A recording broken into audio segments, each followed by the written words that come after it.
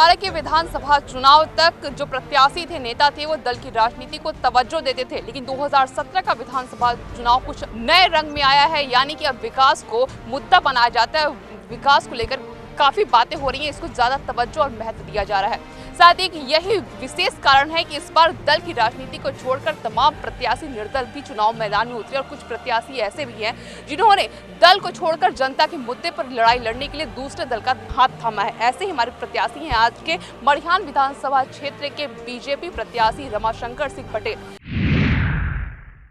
वैसे तो इनके बारे में कुछ कहने की जरूरत नहीं, लेकिन आपको बता दें कि अब तक रमाशंकर सिंह पटेल जितने भी चुनाव लड़े हैं, इन्होंने आज तक हार का मुंह नहीं देखा और अपने प्रत्याशी यानी अपने प्रतिद्वंदियों को हर बार कड़ी शिकस्त दी है। लेकिन इस बार मड़िहान विधानसभा सीट पर सियासी गणित अलग है और राजनीतिक पंडित भी हैरान है कि इस बार रमाशंकर सिंह पटेल कौन सा नया इतिहास रचने वाले हैं। बताइए रमाशंकर सिंह पटेल जी, कैसा इतिहास रचने वाले हैं इस बार आप? आज तक जो किसी ने नहीं किया होगा, मड़िहान विधानसभा में हम ऐतिहासिक जीत दर्ज करने जा रहे हैं। हमारे यहाँ दो दिग्गज लड़ रहे हैं। एक पंडित लोकपति त्रिपाठी का नाती है जो अपने आप को बहुत मतलब सोशल, लेकिन उससे बढ़ चढ़ करके हम उनको इतना अधिक मतों से पराजित करेंगे कि उनका पता नहीं चलेगा। जय श्री राम। अभी जब 2012 का चुनाव हुआ था, 2017 का जब चुनाव आप रह रहे हैं, तो दोनों में काफी फर्क आया है। 2012 में आप किसी और दल का प्रतिनिधित्व कर रहे थे और 2017 का चुनाव आप किसी और दल से लड़ रहे हैं, तो इसको लेकर काफी आरोप पर भी आप पर लग रहे हैं। लेकिन आपने जनता के विकास को महत्व दिया है, तो क्या यही कारण है कि दूसरे दल में आने का? नहीं, हमने दूसरे दल में नहीं आया, हमने अपने घर में वापसी की है और ऐसा कुछ नहीं। हम संघ से जुड़े हैं, विद्यार्थी परिषद से छात्र संघ के अध्यक्ष रहे हैं और ये भारतीय जनता पार्टी हमारे परिवार की पार्टी थी और हम बराबर भारतीय जनता पार्टी में रहे हैं। बीच में कुछ ऐसी था कि हमने चला गया, लेकिन इस बार का जो चुनाव था, भारतीय जनता पार्टी ने जो सर्वे कराया है, सर्वे के आधार पर हमको यहाँ चुनाव लड़ाया है और निश्चित रूप से हमारी विजय होगी। और इस मड़िहान विधानसभा की भौगोलिक स्थिति बहुत ही दयनीय है, चाहे सिंचाई की रही हो, चाहे सड़क रहा हो, चाहे पेयजल की रहा हो, चाहे शिक्षा रहा हो।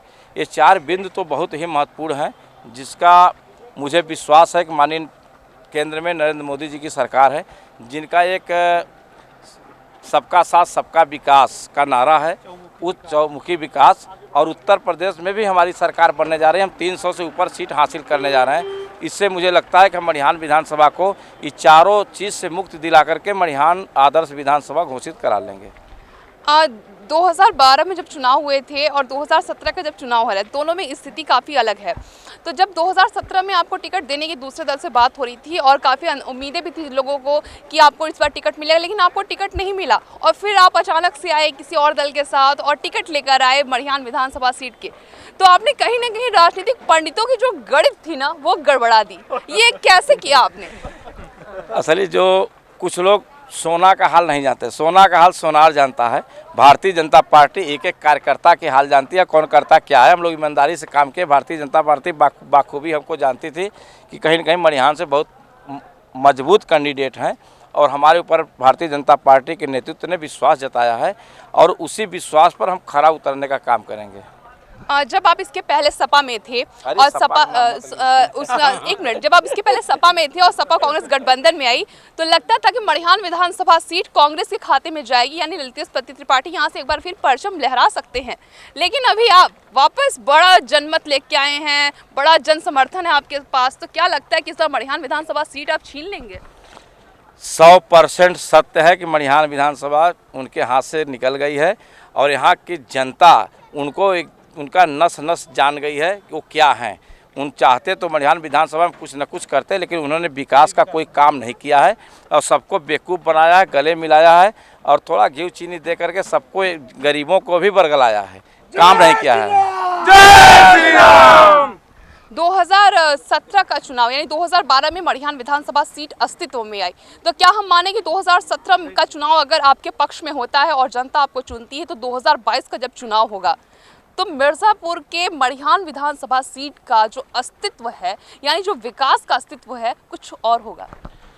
मड़िहान विधानसभा की जनता अगर मुझे नेतृत्व करने का मौका दिया तो 2019 में ही यहाँ का हम विकास के खाका तैयार करेंगे और खाका पर काम करना भी शुरू कर देंगे। उम्मीद है कि 2019 का जब माननीय प्रधानमंत्री जी के लिए या कोई सांसद के लिए जब हम वोट मांगने आएंगे तो यह क्षेत्र कहीं न कहीं से हमारे ऊपर भरोसा जताएगी।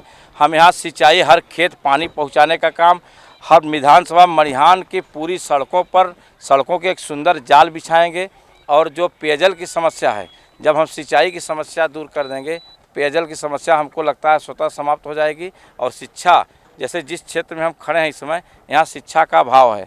यहाँ 20-22 बूथ है, लेकिन इस 20-22 बूथ में कोई विद्यालय नहीं है, कोई इंटर कॉलेज नहीं है, कोई डिग्री कॉलेज नहीं है। हम 2019 के पहले यहाँ इंटर कॉलेज, डिग्री कॉलेज का मतलब राजकीय डिग्री कॉलेज और राजकीय इंटर कॉलेज का निर्माण करवाएंगे। और इस क्षेत्र का पूरा सड़क एक मॉडल सड़क बनवाएंगे और हर खेत में पानी पहुंचाने का 19 तक पूरा प्रयास करेंगे और माननीय नरेंद्र मोदी जी के सपना को ला करके साकार करेंगे। भारतीय जनता पार्टी, भारतीय इतिहास और भारतीय राजनीति को समझना बहुत मुश्किल है, लेकिन एक चीज मैं समझना चाहूंगी कि जिस तरीके से मैं आपसे कह रही हूँ कि भारतीय राजनीति को समझना बहुत मुश्किल है और सियासी बातें मुझे एक्चुअली बहुत कम समझ में आती है। तो बार बार एक बात कह रहे हैं कि 2019 का जब आप चुनाव होगा और तब आप विकास दिखाएंगे, मॉडल दिखाएंगे कि आपने कितना विकास किया है, कितना काम किया है। वैसे भी 2017 के चुनाव में आप सभी को चौंका चुके हैं, तो क्या माने कि 2019 का जब चुनाव होगा तो इसी विकास को लेकर आप सांसद के लिए भी दावेदारी कर सकते हैं? 2017 में हो सकता है कि हम 20,000, 25,000, 50,000 से चुनाव जीतें, लेकिन 19 आते आते नरेंद्र मोदी जी को कम से कम 1 लाख के ऊपर से जीत अपने विधानसभा से मतलब जीत दर्ज करा करके अपने लोकसभा में जो सांसद लड़ेगा उसको हम लोकसभा में भेजेंगे। रमाशंकर जी, मेरा क्वेश्चन ये था कि 2017 में आप चुनाव लड़ रहे हैं, 2019 के विकास की बात कर रहे हैं कि 2019 तक का विकास मड़िहान विधानसभा क्षेत्र को सजा के रख देंगे। तो मेरा सवाल ये था कि 2019 का जब चुनाव होगा, आम चुनाव होगा, लोकसभा चुनाव होगा, तो क्या उस बार भी आप सांसद के टिकट के लिए उस टिकट की दावेदारी पेश करेंगे? नहीं, ऐसा कुछ अभी कुछ नहीं है। हम पहले विधायक बनकर के क्षेत्र का चौमुखी विकास करेंगे, तब इसके बारे में जनता का जो निर्णय होगा, जनपद मिर्ज़ापुर का जो निर्णय होगा, पार्टी हाईकमान का जो निर्णय होगा। हमारे बीच में कई नेता हैं, हम कोई पद की लालच नहीं है, मुझे काम करने की लालच है। हमें एक पद मिला है, हम पहले इस क्षेत्र का विकास करेंगे, अपने क्षेत्र को सारी सुविधाएं युक्त करके तब आगे की रणनीति पर विचार करेंगे। पहले मुझे विधायक बन करके विकास कराना है। मड़िहान विधानसभा क्षेत्र जो है वो कुर्मी बाहुल्य इलाका है, शायद यही कारण है कि अभी तक जितने भी यहाँ पे प्रत्याशी उतरे हैं 2017 के विधानसभा चुनाव में सभी इसी जाति से आए हैं। लेकिन 2012 का जो चुनाव परिणाम था उसमें पहली बार ऐसा हुआ कि वो जो जीत हुई, ये जो सीट गई राजगढ़ से, जो मड़िहान सीट बनी, तो वो ललतेज पति त्रिपाठी के खाते में गई। तो आपको लगता है कि ये जो पटेलों का इलाका है तो आप उस सीट को वापस लेंगे अपने खाते में? पिछली बार की कुछ रणनीति अलग थी, कैंडिडेट की रणनीति अलग थी, लेकिन इस बार 100% सत्य है। पटेल हमारे साथ, 95% मेरे साथ है। मड़िहान विधानसभा क्षेत्र की टमाटर की खेती बहुत ही प्रसिद्ध है, तो यहाँ की खेती को बढ़ाने के लिए आपके पास कितनी योजनाएं हैं? देखिए, यहाँ का किसान परेशान है, टमाटर की खेती करता है लेकिन उनका उचित मूल्य नहीं मिलता। हमारे यहाँ मड़िहान विधानसभा की भौगोलिक दृष्टि से अगर देखा जाए तो पूरे विधानसभा में न तो सड़क है, न तो सिंचाई की व्यवस्था है, और न पेयजल की व्यवस्था है, और न शिक्षा की पूर्ण रूप से व्यवस्था है। एक छोटा सा है मड़िहान, जहाँ कुछ हमारे पार्टी के लोग और कुछ अन्य लोग ने शिक्षा के क्षेत्र में कुछ काम किया है, लेकिन ये पूरे क्षेत्र में शिक्षा का भी अभाव है। तो जब हमारी रोडें सही हो जाएंगी, सिंचाई की व्यवस्था सही हो जाएंगी, और जब शिक्षा का संचार होगा, पेयजल की समस्या समाधान होगी, तो निश्चित रूप से टमाटर का जो खेती होता है वो सही रोडें हो जाएंगी तो वो अपने सही मार्केट में पहुंच जाएगी, तो उसका निश्चित रूप से कुछ ना कुछ अच्छा मूल्य मिलेगा, किसान को फ़ायदा होगा। और यहाँ पे सिंचाई और पानी की सबसे बड़ी समस्या है, शायद इसी का खामियाजा यहाँ के किसानों को भुगतना पड़ता है। लेकिन 2017 का चुनाव जब आप लड़ रहे हैं तो जनता की कहीं ना कहीं से आपसे उम्मीदें हैं, क्योंकि पिछली उम्मीदों को भी आप पूरा करते आए हैं, तो इस बार उम्मीदें काफ़ी बढ़ गई हैं। तो सिंचाई और पानी के लिए आप क्या काम करेंगे? हम हर खेत पानी पहुंचाएंगे। सिंचाई की बहुत बड़ी समस्या है, प्रधानमंत्री जी का एक समिति बनी है जिसमें हर खेत में पानी पहुंचाना, उसी पैटर्न पर जो माननीय नरेंद्र भाई मोदी जी का सपना है कि हम किसानों को हर खेत पानी पहुंचाएंगे। हम भी अपने विधानसभा में वहीं केंद्र की जो योजनाएं हैं उसको पूर्ण रूप से ईमानदारी से लागू करके हर खेत को पानी पहुंचाएंगे। क्या मानते हैं कि 2017 का जो चुनाव परिणाम आएगा 11 मार्च को, तो आपकी रणनीतियां मौजूदा विधायक की रणनीतियों से कितनी अलग हैं और जनता के विकास को के मुद्दे को आप कितनी तरजीह महत्व देते हैं कि जनता उनके बजाय आपको चुनेगी?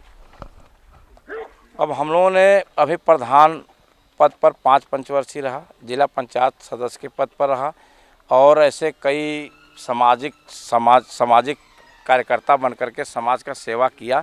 लोगों का हमारे ऊपर भरोसा और विश्वास है, क्योंकि हम लोग जनता के बीच में काम करने वाले हैं। जितना मेरी औकात थी उससे ज़्यादा हम लोग काम करते थे, तो जनता, मड़िहान की जनता हमारे ऊपर भरोसा जता रही है।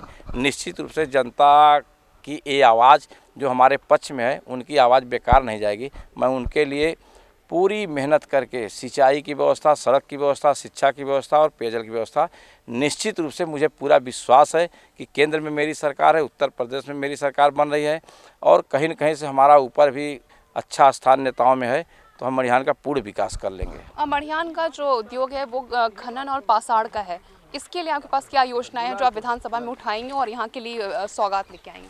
देखिए, यहाँ सबसे बड़ी बेरोजगारी है। हम मड़िहान विधानसभा की भौगोलिक दृष्टि से कम कुछ न कुछ ऐसा यहाँ कुछ फैक्ट्रियाँ लगवाएंगे जिससे यहाँ का बेरोजगार कुछ रोजगार पाए। तो मोदी जी का भी उत्तर प्रदेश में यही सपना है कि उत्तर प्रदेश में अगर भारतीय जनता पार्टी की सरकार बनती है तो निश्चित रूप से पूरे विश्व में उत्तर प्रदेश का स्थान रहेगा। और मोदी जी यहाँ के प्रधानमंत्री है, वो भी चाहते हैं कि उत्तर प्रदेश में अधिक से अधिक उद्योग लगाया जाए, जिससे यहाँ का जो युवा है वहीं अपने उत्तर प्रदेश में ही रोजगार करके अपना जीविकोपार्जन करें। मड़िहान विधानसभा सीट पर आप अपनी लड़ाई किससे मानते हैं? हमारी लड़ाई लगता है किसी से नहीं है। आपकी प्राथमिकताएं क्या है? प्राथमिकताएं हमारी क्या है? प्राथमिकताएं है कि चौमुखी विकास। हम जनता के बीच के हैं और जनता मुझे समर्थन दे रही है और हम जनता के लिए, हमारा दरवाज़ा 12 बजे अगर कोई कॉल करेगा उसके मान सम्मान और स्वाभिमान में हर समय उपस्थित रहेंगे। भौगोलिक रूप से मड़िहान विधानसभा क्षेत्र काफ़ी दुर्गम है, तो क्या लगता है कि इस दुर्गम इलाके में आपकी जीत कितनी आसान है? बहुत आसान है, इसलिए हमने 15 साल से मेहनत किया है। उसका परिणाम हमको माँ विंध्यवासिनी ने बहुत सही समय दिया है कि कुछ मोदी जी का नाम और कुछ हमारा काम, इसलिए हमको बड़ा यह आसान दिखाई दे रहा है कि हम मड़िहान विधानसभा से चुन करके उत्तर प्रदेश के विधानसभा में जरूर पहुँचेंगे। मिर्ज़ापुर के मड़िहान विधानसभा क्षेत्र को मोदीमय करने की कोशिश में जुटे बीजेपी प्रत्याशी रमाशंकर सिंह पटेल अब दावे नहीं कर रहे और वादे भी नहीं कर रहे। वो सिर्फ ये कह रहे हैं कि वो इस सीट पर, मिर्ज़ापुर की मड़िहान विधानसभा सीट पर वो विकास करेंगे कि 2019 में वो इसको रिपोर्ट कार्ड के तौर पर दिखा सके और जो यहाँ का विकास होगा वो शायद जनता को भी दिखेगा। तो देखना है कि 8 मार्च को जब वोटिंग होगी और 11 मार्च को जब जनता का फैसला आएगा तो मड़िहान विधानसभा सीट की जो जनता है वो किसको अपना नेतृत्व का मौका देती है और ये सीट मोदी जी को मिलती है या अखिलेश यादव को। लेकिन उससे भी ज़्यादा दिलचस्प ये होगा कि कांग्रेस को गई मड़िहान विधानसभा सीट को रमाशंकर सिंह पटेल कैसे छीनते हैं और कैसे ले आते हैं अपने खाते में।